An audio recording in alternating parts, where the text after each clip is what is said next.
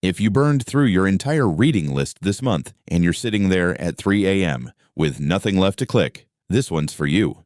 You already know the feeling. You finish a series, the withdrawal hits, and every recommendation list just points you back to titles you devoured a year ago.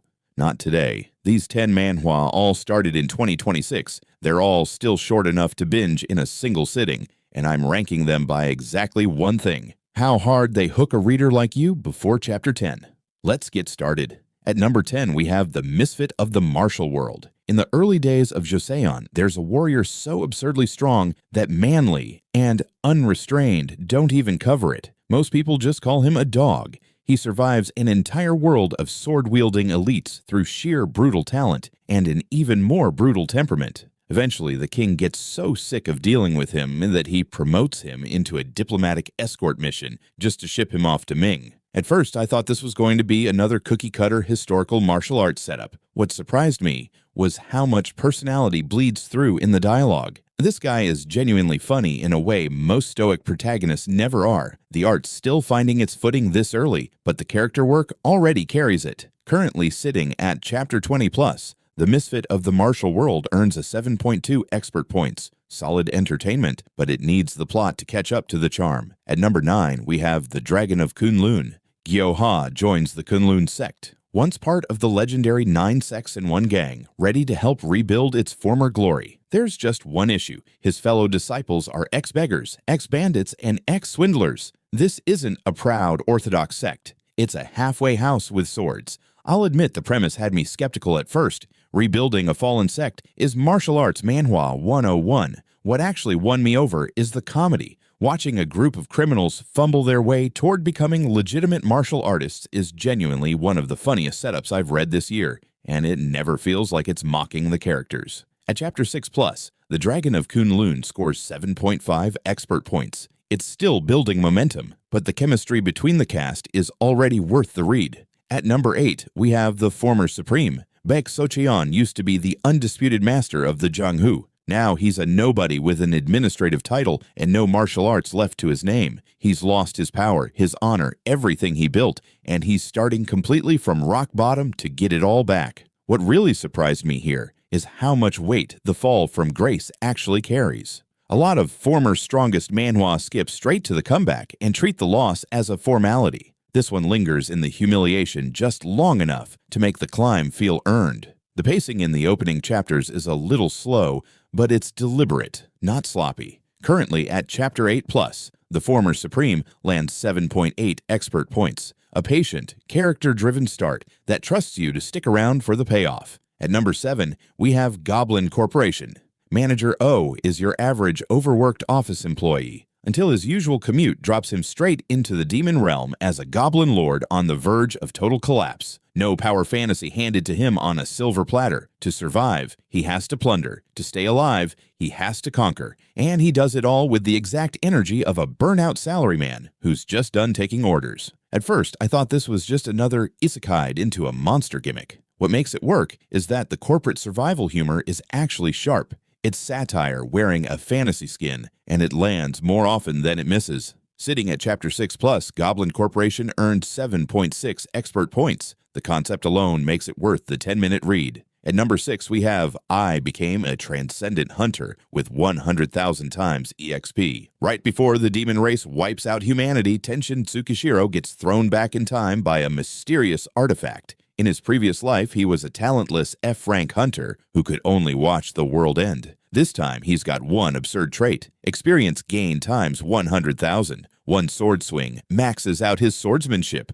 One book maxes out his intelligence. He's not grinding for power anymore. He's speedrunning it. I'll admit the early pacing leans hard into wish fulfillment, and if you're tired of instantly overpowered leads, this might not convert you. But if you just want raw, satisfying power scaling with zero filler, this delivers exactly what the title promises. At Chapter 20+, it scores 7.9 expert points. Pure dopamine. No apologies. At number 5, we have the corruption-immune swordsman's Calamity Sword. Here's a hook I haven't seen done quite like this. A warrior with absolute immunity to corruption starts his journey wielding a Calamity-class demonic sword. the kind of weapon that would turn anyone else into a monster. Because he literally can't be corrupted, he becomes something like a walking containment unit, safely hoarding every cursed artifact he comes across. What really surprised me is how much strategic potential this premise opens up. Instead of just strong sword go brr, there's an actual mechanic here, collecting cursed items nobody else can safely touch, and it's begging to be expanded. The early chapters tease way more than they explain, which is a gamble, but an intriguing one. Currently at Chapter 7+, this one earns 8.1 expert points. A genuinely fresh power system carries it above the pack this early. At number 4, we have the Sword Saint reincarnated into a noble mage family. In his past life, he was the Sword Saint, the absolute peak of swordsmanship.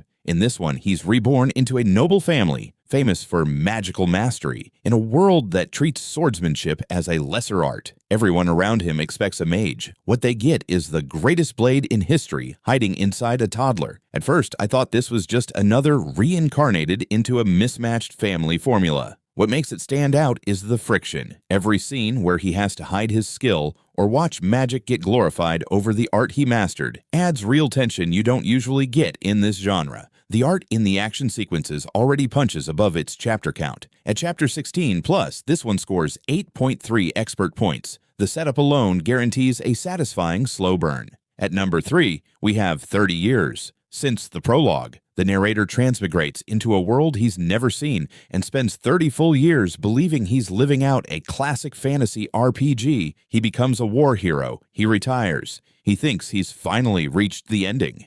He hasn't. Those 30 years? Just the prologue, and the real story starts at an academy. I'll admit the concept sounds like a joke on paper, and honestly, it kind of is. In the best way. What surprised me is how much it commits to the bit. Watching a battle-hardened 30 years deep veteran get thrown into a school full of teenagers is as funny as it is weirdly touching, and the subversion of the Chosen One formula is one of the smartest twists I've seen in a new release. At Chapter 8+, this one earns 8.6 expert points. The concept alone should put it on your list. At number 2, we have The Tale of Cultivation and Demon Extermination. Yisi's parents are murdered by a demon. He hunts it down, brings back its head as proof, and his own village brands him a monster for it. Alone and out of reasons to keep living, he meets Mongrion, a dokaibi who hunts demons for a living, and finds a new purpose, wiping every demon off the face of the earth. But Mongrion notices something isn't quite normal about this kid and sends him straight into the Grand Martial Path, a cultivation sect known as the Immortal Realm's Executioners. What really surprised me here is how dark the opening actually goes before the story lets you breathe. This isn't a light revenge romp. The emotional weight is real, and the found family dynamic with Mongrion earns every bit of warmth it offers after that brutal start. At Chapter 7+, this one scores 8.9 expert points, one of the most emotionally loaded openings of any 2026 release. At number 1, we have a painter who draws dungeons. After the Great Cataclysm reshapes the entire globe, Seo Geo, an ordinary art teacher, dies in a sudden fire. He wakes up trapped inside a portrait as a painting himself. But inside that portrait world, he's essentially omnipotent. He can create life, open gateways to other dimensions, and reshape reality with a brush.